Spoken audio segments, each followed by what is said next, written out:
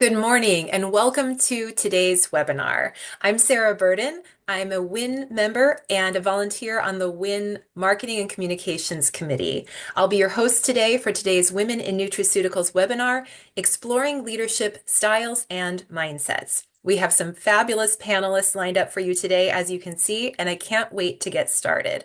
First off, what is WIN? WIN stands for Women in Nutraceuticals, a nonprofit organization with the vision of achieving economic and social equality in the global nutraceuticals industry. Our mission is to offer tools, networking, visibility, and mentoring to create an environment where women have an equal place in the leadership and evolution of the global nutraceuticals industry, and where women can reap equally personal fulfillment, social, and economic benefits. WIN has four core focus areas: leadership, growth, investment, and opportunity. This webinar today is a function of the WIN Mentorship Program. The panelists and the content all created by the mentees in the current cohort of the mentorship program. It's a 6-month mentorship opportunity put on by WIN, focused on improving soft skills, including critical thinking, creativity, effective communication, and empathy, and in supporting women into growing into C-suite and board roles. You can find more information about the WIN Mentorship Program at the website listed below. We are very grateful to the mentee liaisons, Dr. Yasmin Nkrumah Ali and Sarah Rosario, who helped us with this process, and to the exiting mentee committee co-chairs, Dr. Sibylla Buchwald-Werner and May Yamada-Lifton. Our goals today during the webinar will be to help increase our comfort with and vocabulary around various leadership traits and practices, to highlight different styles of leadership, and just to help envision women as leaders, seeing us on screen talking about our leadership roles. If we can see it, we can be it, and helping recognize women's unique contributions to leadership. The format today will consist of 2 panels, which will each have 3 speakers and our moderator, Dr. Karen Hecht. We'll have a couple of interactive survey questions for you and a handout that you'll be able to download after the webinar through the portal with some additional information about various leadership styles. A little housekeeping: this webinar will be available on demand, and during the session, you can use the Q&A function to submit questions. We'll do our best to answer them live. And if you have any technical issues during the webinar, you can use the chat in order to get help from our technical lead. And now it's time for our first of the 2 audience surveys. Interesting results. So many of us have had fewer than 30% of our leaders be female.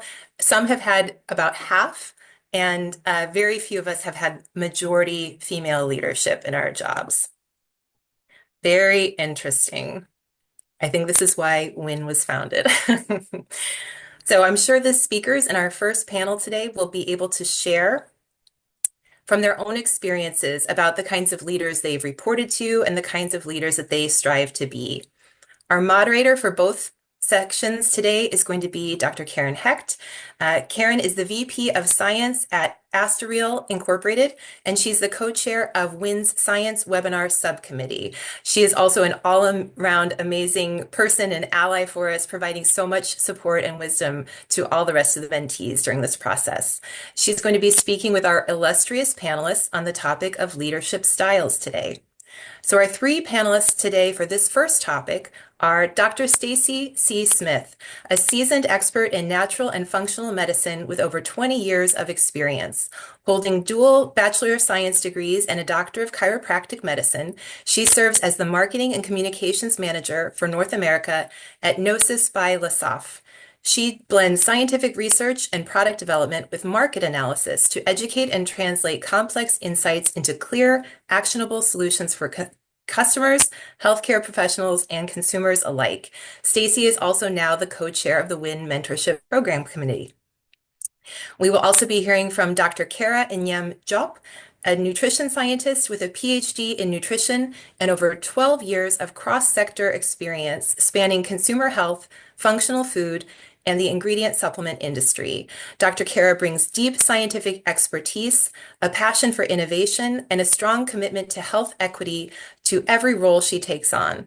She is also the creator of The Black Nutritionist, a culturally affirmed social media platform and advocacy space that connects with thousands of people seeking nutrition guidance grounded in culture, science, and lived experience. She is currently the medical lead for digestive health at Haleon. And third on this panel today will be Kimberly Summers, a dynamic sales executive leveraging sales and leadership experience to drive revenue growth within the nutraceuticals industry. As a subject matter expert across multiple disciplines, Kimberly joined Nutraventia as National Sales Manager in 2024 to bring science-backed ingredients and advanced delivery solutions to the U.S. by cultivating key partnerships. As WIN's sponsorship co-chair, she drives impactful value creation with the industry's best. Kimberly holds a Bachelor of Science in Business in Sustainable Enterprise Management and an MBA in Project Management. I look forward to hearing all of these perspectives. Karen, I'll hand it over to you. Thank you so much, Sarah, for this gracious introduction. It's my pleasure to be here today. And I will be leading the panel discussion.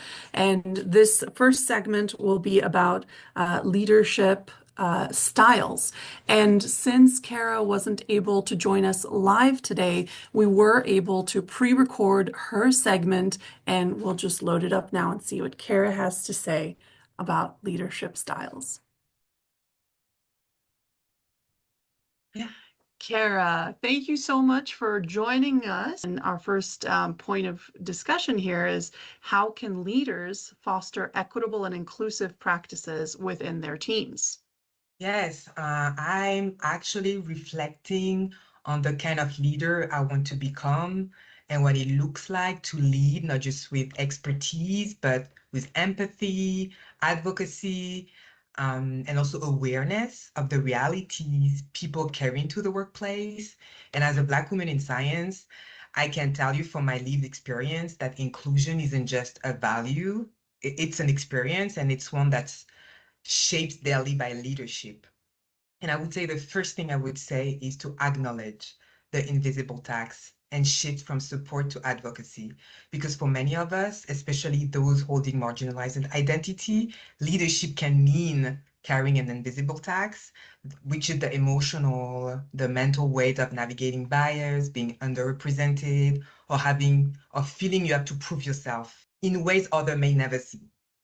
And so making sure that as a leader, you use your voice, your power to create space and redistribute opportunities. The second thing I've been thinking about is emotional intelligence. It's not a soft skill, and it's a strategic one. And this is my understanding, but I feel that leadership is taught through a lens that devalues emotion.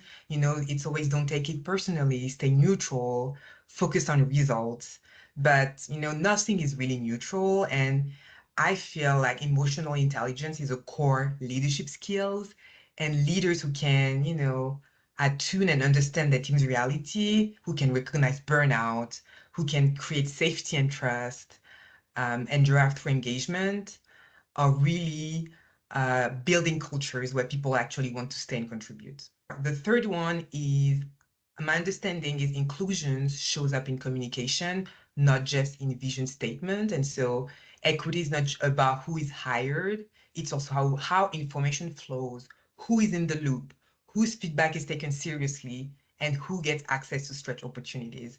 And I think it's important to examine how inclusion is practiced inside your team, but also, thinking about small acts of transparency and thoughtful communication. I come back to that idea of safety and how safe or valued someone's on your team can feel. And then the last point, I always want to bring it back because it resonates with me, is how inclusive leadership drives innovation. Because it shaped who gets to shape the work. And what I love about that is when different people with different background are empowered to speak up, offer ideas, and challenge assumptions. This is when real innovation happens. And to me, it starts with leadership that listens, learns, and leads with intention. So yeah, these are my Beautifully summarized. Thank you for bringing that home to us. The second question about leadership styles here is how can organizations effectively bridge generational differences in Mhm. leadership styles?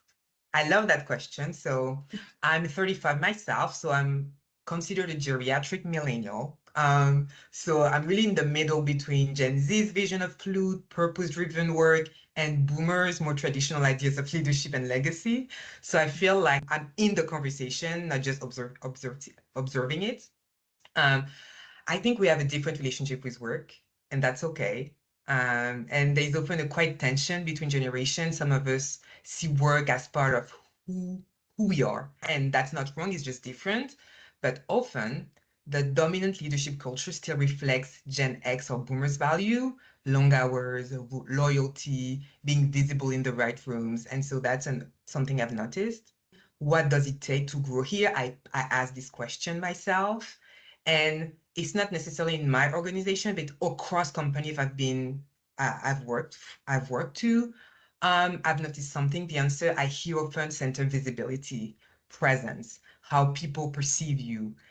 Not very often on your emotional intelligence, the strategic listening, the quiet impact you bring. And to be honest, like it doesn't always resonate with me. It's something I've been noticing over and over. And, I'm trying to understand the power dynamics and how I'm going to be able to navigate this. But I think we have to think about it and really who gets to define leadership.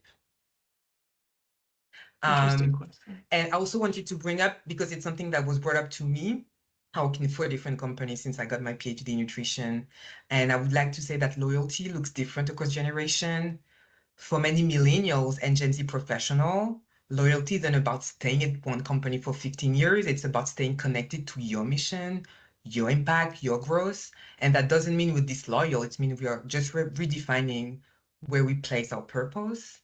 If we only reward the people who speak the loudest or stay the longest, we miss out on leaders who listen deeply, build trust, innovate quietly. And that's very important in science and wellness, where collaboration, emotional intelligence, and cultural fluency drive results just as much as presentation. So yeah, I think bridging generation means willing to update not just how we work, but how we lead. And that means rethinking what we value, who we promote, and how we define success. Thank you so much, Kara, for your insight and sharing your perspective. It really added to the conversation, and I appreciate your time. Thank you. Right, and now I'd like to invite Stacey to the panel to continue the discussion. Hi, Stacey. Hi, Karen. How are you? Great. And my first question to you is, Yes. how have leadership styles evolved in the health and wellness industry? And how do you see female leaders influencing this evolution? Well, as we all know who's here, the health and wellness industry, it's very interesting and it's a very, very unique space. So, from my perspective, it naturally values transparency, empathy, and community. I do feel that historically, its overall leadership evolution has really had a traditional top-down, product-driven model. And I also feel that there has been a shift into a more collaborative approach where today's leaders are not just focused on revenue, they're really committed to improving lives and advancing the science and fostering trust, of course, with the consumers and then also the stakeholders, in their own companies. And I feel like this advancement in a diverse work group and with female leaders has really been instrumental in this shift. This diversity, it often brings like a human-centric lens that aligns closely with the values of wellness. I treated patients for, almost 20 years. So, I really embrace that myself. And I've seen women in leadership roles prioritize that type of holistic thinking, investing in inclusive workplace cultures, and advocating for that consumer education and empowerment. And their leadership tends to emphasize listening, mentoring, which is really important, obviously. That's why we're all here. And then aligning product innovation with a social impact. And, in a category as personal as nutraceuticals is, where health, science, and trust really intersect, these qualities really kind of redefine what effective leadership looks like. And women are leading with an authenticity and a purpose, which I really think helps companies not only be competitive, but also conscientious. And connect with consumers. That's, I mean, that what you said brings me a Yeah. lot of hope and resonates in many ways. My Yes. next question to you is, in your experience, what leadership qualities are most impactful in driving innovation and inclusion within the nutraceutical space? Yeah, it's a great question. And, in the nutraceutical space, in my opinion, innovation and inclusion are driven by leaders who have, many qualities, but three key qualities that I look for are curiosity, collaboration, encourage. So, definitely resonating what our last panelist was talking about. Curiosity drives science and of course market relevance. So leaders who ask thoughtful questions look for diverse perspectives and really remain open to how it sparks the next generation of the clinically supported ingredients that we're all looking to provide solutions for people's health conditions. Collaboration, of course, is crucial in this cross-functional industry like ours. We have, R&D, we have marketing, regulatory, sales, and we're really all trying to educate, and all of those departments need to be in sync. So great leaders bring people together, breaking down those silos, the silos between departments and among, the regional and cultural differences, which we all see, and, really helps to unite our teams together and make sure that we're all focused on this shared mission in each of our companies, but in the industry in general. And then, of course, last but not least is courage. Courage is what enables progress. Whether we're launching a new high quality ingredients or we're embracing sustainability or simply just speaking up for a diverse representation, we have impactful leaders that are taking these calculated risks to challenge the status quo. And, I do think that female leaders often embody these three traits with a very unique and inclusive approach. They're going to value voices, elevate underrepresented talent, and nurture and innovate from within. So these leadership qualities, they really create a domino effect, I think, across their teams and across all of our products and ingredients. And from my perspective, this results in a stronger, more dynamic nutraceutical industry. And that's what we're looking for. Beautiful. So we've got our keywords: collaboration, courage, and what was the first one more time? Curiosity. Curiosity, very important, Yes, especially for everyone. And I think it's not just a science thing. I think that growth mindset, so important in absolutely. leaders and successful businesses. Thank you so much, Stacey, for your Yeah. wonderful conversation today. I really took away a lot from that. I appreciate your time, and I wish you the best of luck in encouraging those traits in all the people that you're leading. Thank you, Karen. Thank you for having me. Pleasure. Next, I'm very, very pleased to welcome Kimberly Summers to the conversation. Hello, Kimberly. Hi, Karen. How are you? I'm well, welcome. So I wanted Thank you. to ask you some questions about leadership styles as well. In your opinion, Kimberly, which leadership style best aligns with the WIN vision and mission? And it could be more than one. Absolutely. Absolutely. And thank you for asking. This question is interesting to me because I was able to draw from my objectivity rather than defining my personal leadership style based on my hard skills or soft skills or personality traits, which I can also do. But to support an objective perspective around WIN the organization, I've come to a realization based on what may work best for an organization like WIN. So I had to think outside the box a bit. And so what we know is that WIN has a very clear vision and mission statement that we strive to align our contributions around, right? So I believe WIN's vision and mission statements align well to ethical and transformational leadership styles. So to explain this a bit, I'll start with why ethical leadership first. So ethical leadership because integrity and values are fundamental to guiding our teams. And ethical leadership is about consistency. honesty, and respect for human dignity. This style aligns perfectly with WIN's vision to achieve economic and social equity in the global nutraceutical industry. So now I'll share why transformational leadership may also be a good fit. Transformational leadership because when people feel disoriented and need to be inspired with a clear and motivating vision, like WIN's, the transformational leadership style offers strategic vision, ability to motivate and engage, and the innovation needed to affect change. So it's a response to relevant issues as well as some urgencies too. And so enter WIN's mission statement, as Sarah recited earlier. WIN offers the tools, networking, visibility, and mentoring to create an environment where women have an equal place in the leadership and evolution of the global nutraceutical industry, and where they can reap equally personal fulfillment, social, and economic benefits. To simplify, we can look at it like this.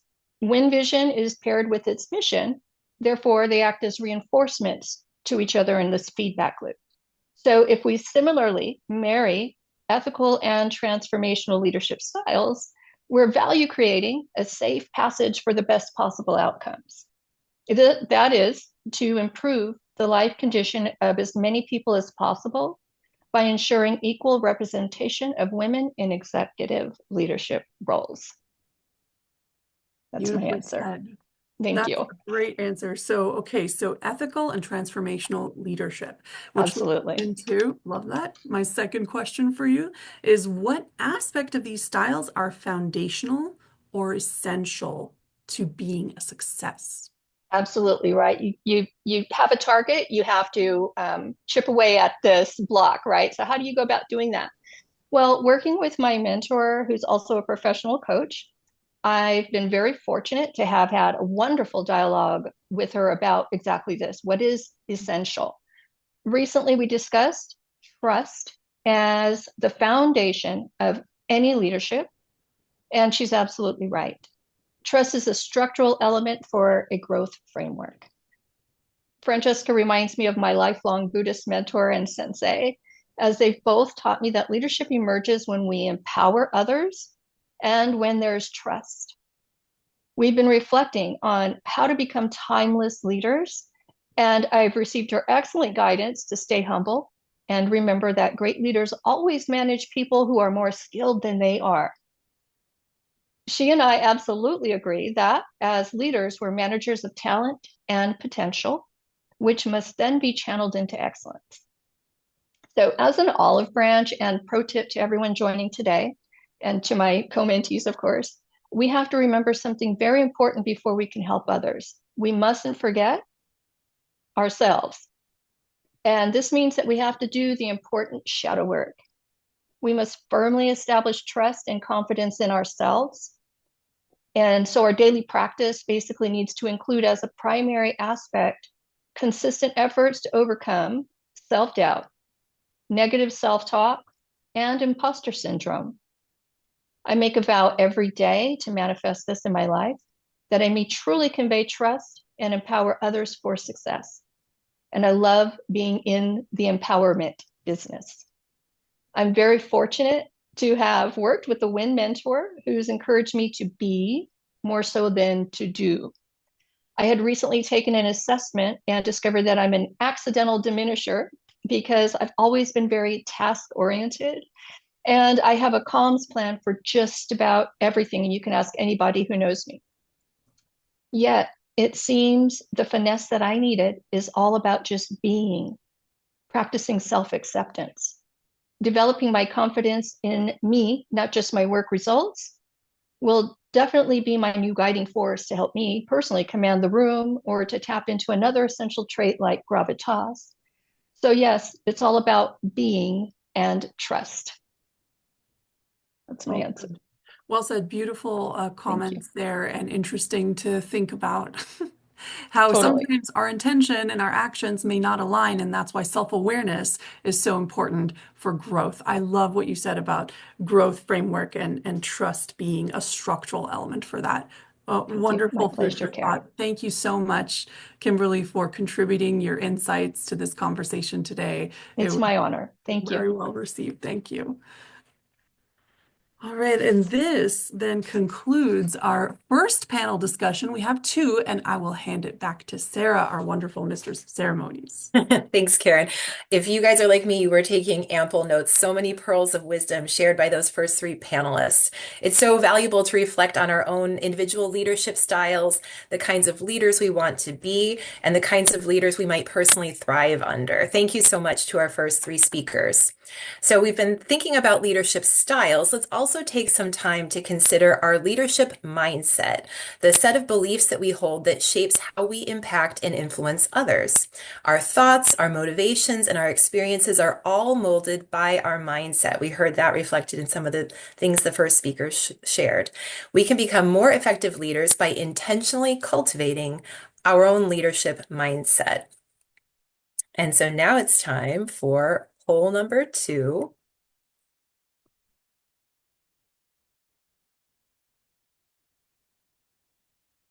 Which aspect of leadership mindset is most important? Do you think it's openness to learning, empathy, strategic thinking, or resilience? You can answer right on your screen.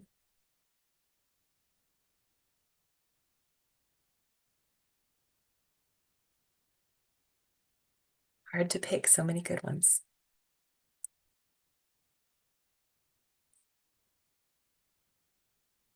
All right, almost done calculating.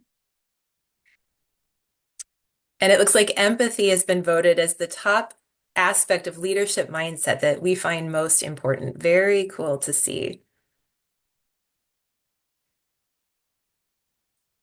Okay, I can't wait to hear from the panelists in this second section, also moderated by Dr. Karen. And she will be speaking in this portion of the webinar to Diana Pyper, who brings more than 2 decades of dynamic leadership experience across sales, operations, and both business and brand building in fast-paced and regulated industries. As Director of Private Label and Key Accounts at Kera, Diana has been instrumental in launching that division from the ground up, combining a strategic mindset with a passion for delivering client-centric solutions. Beyond her commercial accomplishments, Diana is dedicated to service leadership and to creating pathways for other women to thrive, actively mentoring and supporting women across industries, helping them grow in confidence and advancing their careers. Karen will also be speaking to Dr. Jennifer Greer, a licensed naturopathic doctor and educator who currently serves as Senior Director, Medical Education at Thorne. With more than 2 decades of experience across medicine, education, and administration, she brings scientific and clinical expertise to all phases of product development, from pre-launch through post-market. From evaluating new ingredients to turning scientific information into educational content, Jenny prides herself on building strong cross-functional relationships, bridging the gaps between science, sales, and marketing. And third on the panel is Mehgan Styke, who brings nearly 20 years of dynamic experience driving growth, strategy, and cross-functional leadership. As Senior Director of Sales at Kera, Mehgan leads a high-performing team focused on delivering value through science-backed sustainable nutrition. She is also the founder of the B2B Builder, a woman-led consulting firm that accelerates sustainable growth through diverse strategic expertise and people-first execution. A dedicated advocate for gender equity and purposeful innovation, Mehgan serves as membership co-chair for Women in Nutraceuticals. Karen, you can take it away. Thank you for those introductions. Welcome to the panel. And I'd like to invite Mehgan to join us today for the first part of our discussion. Hi, Mehgan. Welcome. Thank you. Nice to be here. Really impressive first part of the session. Gives us a lot to think about. I thought so too. And I wonder if it influenced the responses to that second poll about empathy. And yeah, that was interesting to see. So, Mehgan, I have a question for you now about shifting from leadership styles to leadership mindsets. How do you define adaptability in a leadership context as a mindset? Yeah, it's a great question, and I think adaptability is one of those many leadership mindsets that it wasn't included in the poll, and It's interesting, actually, that empathy was first. I think adaptability is also a growth mindset, and I could certainly speak to how I've grown and considered empathy. But I thought it was also interesting that openness to learning was number two, and I think it's really relevant to adaptability. To me, an adaptability mindset in leadership is less about reacting to change. It's more about being ready to reshape how you think, lead, and support others when change inevitably shows up. In other words, openness to learning. I also define adaptability as the ability to stay grounded in our values, clear on a vision, while also staying flexible in your approach and open to growth. So, adaptability is also a growth mindset. It is about letting go how it should be, leaning into what is actually needed now. And what that means in practice is it means listening more than talking. It means being willing to change the course, not because your original idea was wrong, not because you've lost your vision, but because there's new information that's emerged or the market has changed. And it also means, as a leader, modeling curiosity for your team. I often say, I reserve the right to get smarter tomorrow, and I mean it. I recently ran the Big Sur Marathon. It was Oh, wow. 26.2. Yeah, I'll give myself a pat on the Fun. back. It was 26.2 miles of a course that I had trained for months for. But on the race day, we had rain, stronger headwinds than anticipated, and the course was relentless hills. The reality is that no amount of planning or training could replicate what those race day conditions were. And that's leadership. You can set your strategy, but the conditions or the weather will change. And you have to adjust. You have to adjust your expectations, even mindset. And I guess the other piece I would just say is that part of adaptability is recognizing that sometimes you also need cheerleaders on the side, either coaching or guiding you. It could be a mentor, like we have here at Women in Nutraceuticals, or a consultant that really helps you refocus your finish line in the case of a race, or your vision in the case of an organization. And I think that's also part of being adaptable in mindset, is seeking guidance outside, accepting help when you need it. And, related, that's also the role my team plays at the B2B Builder. We do help organizations audit their readiness for growth, because we found that often founders and leaders of all levels already have a growth mindset, but what they lack is that outside perspective. And again, I think that's part of being adaptable. There's many quotes out there. I think ultimately adaptability is an act of service. It's what allows us as leaders to meet their teams and their goals. It's where they truly live.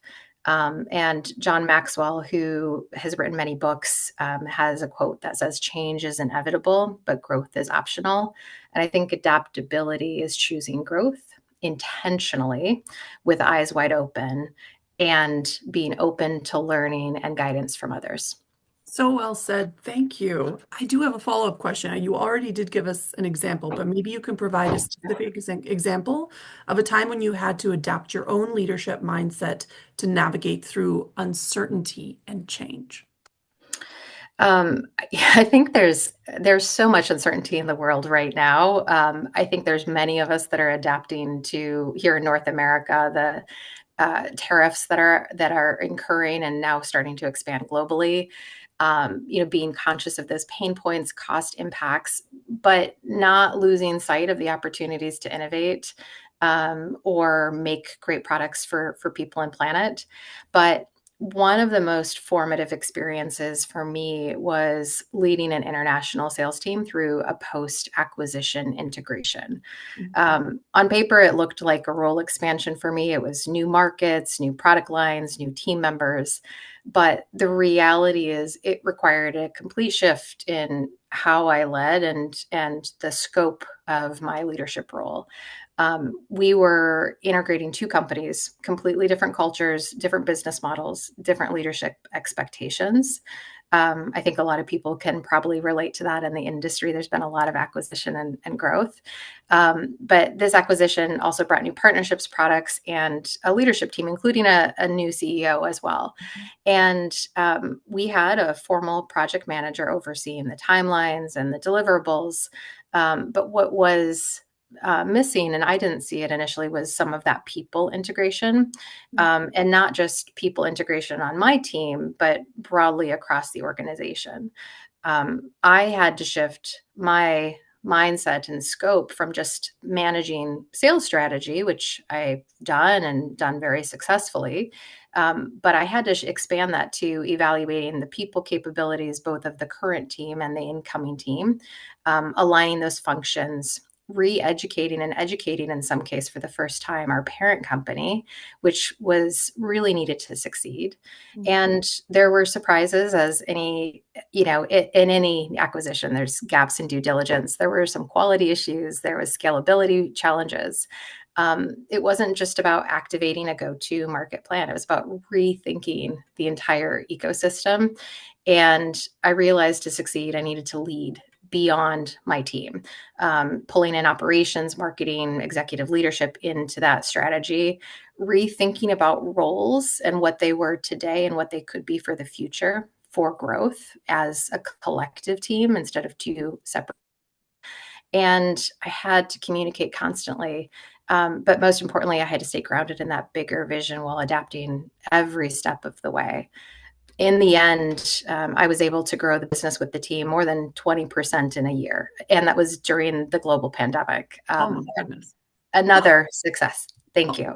But, I think that success came from the team, but it was adaptability, not just in action, but in mindset, that conscious mindset that I think somebody had mentioned earlier. And I'll tell you what I learned through that is you have to be willing to listen and learn. You have to be clear on your target, whether it's your vision or your finish line. And you also have to remember that people are at the center of every success story. Again, mentors, coaches, and your team. You can learn from all of them. For me, adaptability, to go back to this example and kind of my definition, it really isn't about having all the answers. It's about having that humility to change your approach with guidance and the clarity to know where you're going and the empathy to bring people with you. Brilliant. Yes, the context sounds like it changed quite a lot, producing a very challenging time for you, and being able to change the lens in your perspective was key to your success.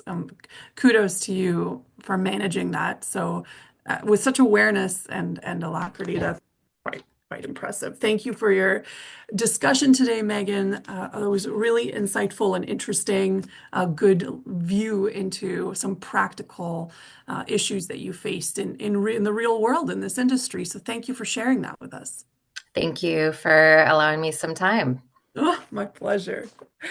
I'd like to invite next Jennifer, to join us for this discussion. Hello. So, Hi. how are you, Jennifer? I'm doing well, thank you. How are you? I'm very well. I mean, super motivated by all the discussion here today and excited to hear from you now. My first question to you is, in the fast-paced modern world of the health and wellness industry, leaders constantly face complex challenges, as we just heard. So how does resilience contribute to effective leadership in an ever-changing environment? Yeah, I'm laughing this morning at this being one of my questions because I woke up to my teams pinging at 4:45 this morning from another room in the house. And it's just been one of those mornings where everything that could go wrong basically went wrong, which happens sometimes, right? And so resilience is something that really is important for everybody in every single day of their life, whether it's in a leadership role or just getting through the day. So I think a good place to start is maybe to talk a little bit more about about what resilience looks like in a leadership role. And I think you'll see through this that everything people have talked about so far, mindsets and styles, really plays into resilience. Resilience plays into each of those things as well. So resilient leaders really are people who can adapt quickly when changes or challenges crop up. So they're people who view change as an opportunity for growth rather than a threat, and are really able to pivot and adjust quickly. Resilient leaders are folks who have a high level of emotional intelligence. So, they're recognizing their own emotions as well as the emotions of the people who report to them or cross-functional teammates they're collaborating with. And by recognizing and managing those emotions, that makes resilient leaders able to communicate better. And that can then enhance relationships, which is going to drive forward changes that are needed for growth. Another important trait of resilient leaders is the ability to make decisions under pressure. And I think that's really important in our industry, especially right now, as things seem to be changing and moving a lot. And also, a lot of people are leaders in companies that are trying to achieve scale very quickly. And so there tends to be a lot of change and pressure with that. So resilient leaders are those who can stay calm, focused, and decisive, and then that's going to give their team stability and inspire confidence. So resilience, really, it's all about our ability to adapt or bounce back when we face challenges, which can be hard sometimes, especially if you're in an environment where you're constantly met with change. And if you aren't able to adapt to those challenges or changes quickly, that can really bleed over into how your team is going to respond. So I think as a leader, the more adaptable, as Mehgan talked about, the more adaptable and resilient you are, the more your team is going to learn from that and copy that behavior. So if they see you are staying calm in the face of challenges, that you're able to take a minute to gather your thoughts and pivot successfully, then their trust in you as their leader will increase. And as a result, your whole team dynamic strengthens. Really, at the end of the day, I think people need to work in an environment where they can learn from mistakes, ask questions, and grow. So the more that you can show as a leader that you see mistakes or failures as minor setbacks to learn from and move forward, the more comfortable your team is going to be to take on new challenges and stretch outside of their comfort zone as well. So, in our modern, ever-changing world where company growth and scale are moving at a rocket ship pace, really being able to grow and stretch and bounce back quickly means your team will be able to do the same. Mm-hmm. Yes, spoken from experience, clearly. And I think there's some really good points here. I want to move on to the next question, though, which is how have you developed your own resilience, and what strategies can leaders use to build resilience in themselves and in their teams too? Yeah, and I think this is something that, resilience doesn't happen overnight. It's not a one-time thing. It's something that we all have to work at every day. And there are really kind of four key areas to think about resilience. So physical resilience, right, which is our body's ability to respond to stressors and respond with strength and stamina. It's mental resilience, which is our cognitive capabilities and the ability to respond cognitively. Emotional resilience, of course, that understanding, appreciation, regulating emotions, and then social resilience, which is going to affect our ability to work with others and recover from stress in those environments as well. So for me personally, I like to try to do some things where I'm hitting all of those. So I try to get some form of movement or exercise in every day. I prioritize my sleep and make sure I'm eating, healthy meals throughout the day rather than letting myself get hangry. So, if you're going hungry, your blood sugar drops, something happens crazy at work, it can be really hard to respond appropriately. So I think it's really important to prioritize nutritious meals throughout the day. I'm a big believer personally in mindful movement. So I love a walking meditation, going for a hike and spending that time in nature, or even just if I can get down to the beach or near moving water where you can hear that kind of meditative sound of the water, right? That's going to help to build a strong, resilient core as well. And then with some of the other categories like social resilience, working to build a strong relationship across your company. So make friends in other departments. It doesn't have to be somebody you collaborate with every day, but having someone else in your company that you can talk to or reach out to, and they know they can reach out to you. And then within the greater community of our industry as well. And then the last one I think that's really important is expressing gratitude. So I think it's really important to tell the people you work with how much you appreciate them. And in my opinion, you really cannot say thank you too much. So, saying thank you, I appreciate you, All of those things, as often as you can, are really important for building resilience in yourself. And then when it comes to building resilience in your team, then here's where I think one of the best things you can do, and someone mentioned this before, which I love, is establishing yourself as a safe space. So if the people who report to you know that they can come to you with questions, or if they make a mistake, they can come to you and say, hey, I think I might have messed up on this thing, but I want to tell you about it. You know, they're more likely to take on challenging work and accept risks for themselves and in their work as well. So trusting them to do the job they were hired to do, allowing them to make decisions appropriate for their role helps their confidence grow. And then they'll be able to adapt to challenges more quickly and be more resilient. And then multiple people have mentioned this as well. Again, I love be curious about your team.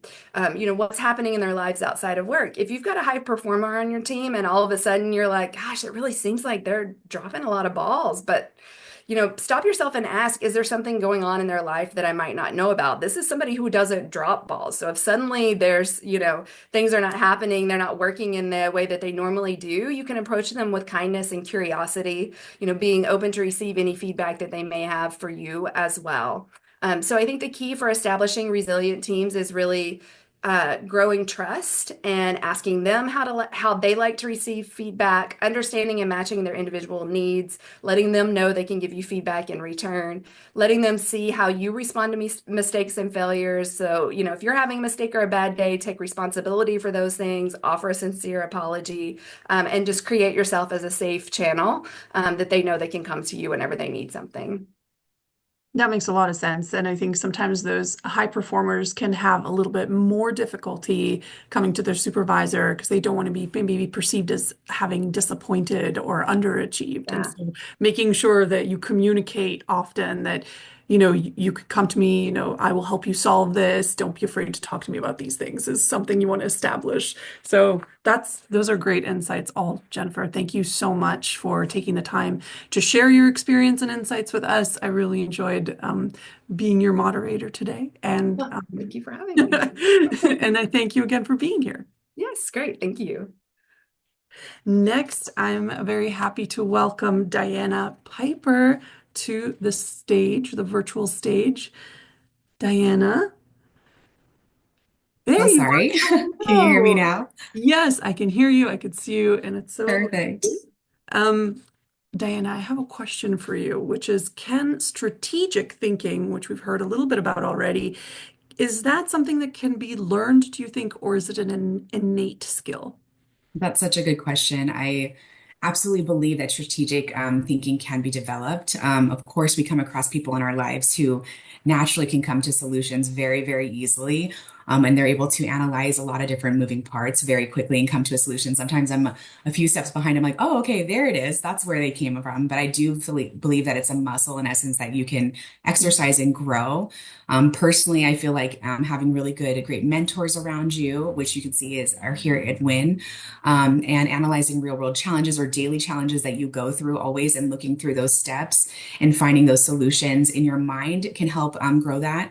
Is more importantly is what Jennifer just touched on is what I like to live by is staying curious at all times. I think the more we stay curious, we're able to understand things at a greater level that helps us have that strategic thinking going forward.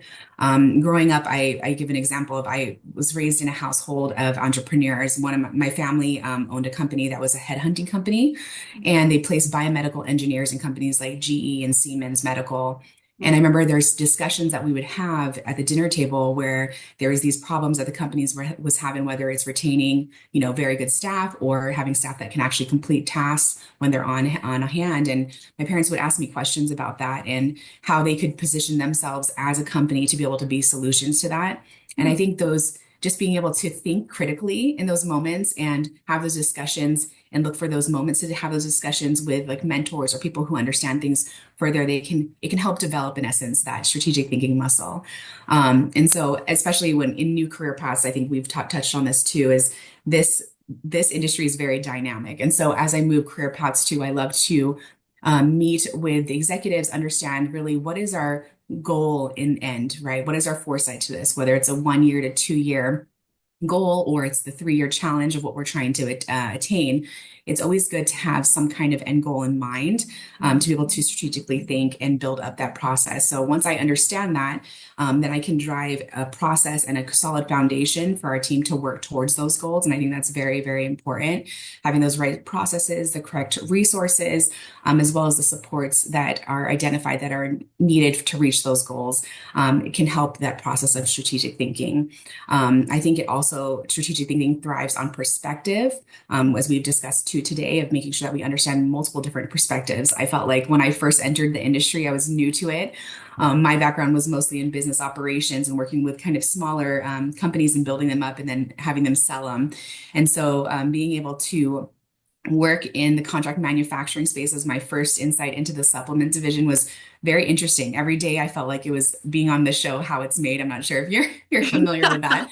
I literally was like, this is so neat. And I think I would have a whole different perspective when I would go to stores and see all these different fun nutraceuticals or powders or things. I'm like, it's just very interesting to me to see this process. And so I think what made my job easier in understanding those perspectives and being able to critically think as a forward-facing sales representative for them and being able to, direct the clients the right way, is I would spend my time sitting with the R&D staff. I would go into the lab. I would understand, formulation from the ground up, understanding inputs, understanding flowability testing, understanding flavor work. And I really enjoyed understanding what their hurdles were in their process. It helped my mind just, consistently strategically think of how I can help make it easier for them. I mean, I would move from the R&Ds to procurement. Of course, I think all of us kind of lived through the whole COVID situation, which was a little overwhelming, especially with supply chain. And I remember sitting there thinking and talking to our procurement director as we were working on all these projects. I'm like, how are you, staying on top of this? What are you doing? And it was just interesting to see his processes of understanding and working with the vendors to know how they can strategically work through all the stuff that we were going to be facing with the supply chain issues. So I think staying curious is very, very important when it comes to strategic thinking and growing that muscle.